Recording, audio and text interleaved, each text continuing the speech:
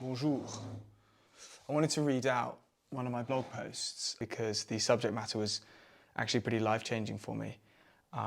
It's called The Power of Validation, and it's about how disarming it can be in a possible argument or conflict just to stop for a second and see things through the other person's eyes. In my second year at Oxford, I lived with a group of friends on Cowley Road. I would park my car in a residential area near the house. It was one of the few places that didn't require parking permits.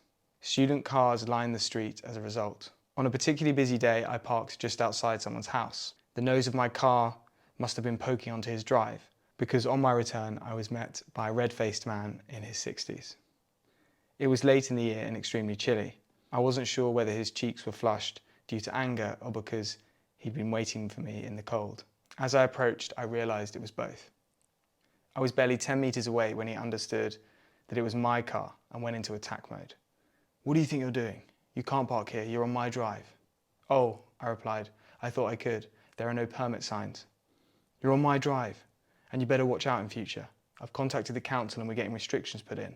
I'm sick of students parking up and down this road, filling this road with their cars, leaving their cars here all year." I changed my approach to the situation. One of Proust's most profound findings is this: the real voyage of discovery consists not in seeing new sights, but in looking with new eyes. In every interaction, one must attempt to see the world through the other person's eyes. I put myself in the man's shoes. I would also be pissed if student cars clogged the street where I lived. "I totally understand," I replied. "It must be so frustrating having all these cars parked up and down your road. That would annoy me too." The man faltered. He'd geared up for a second attack, but now there was nothing to respond to.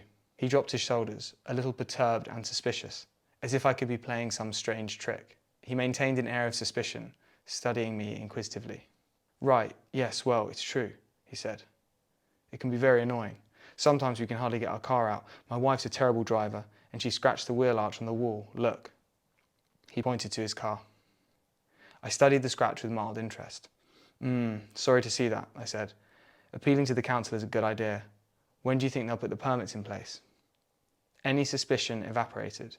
If he was a cat before, with an arched back, hair on end, hissing, he was now a docile gentleman, as calm and moody as a square-headed fellow from Pixar's Up. "We think maybe 10 months, he said. "Right, sure," I replied. "Well, until then I'll park further up the road. I better start looking for somewhere else to put my car." "No, I mean, you can park here for now," he replied. I prefer if you left a nice gap so we could get out." I agreed and unlocked my car. At that moment, his wife came out, and we had an enjoyable conversation about Oxford parking regulation and the difficulties of finding permanent parking for non-residents. Thanks for watching. If you want to read more of my blog, I'll put a link in the caption, and I've also got an Instagram, so I'll put that there too.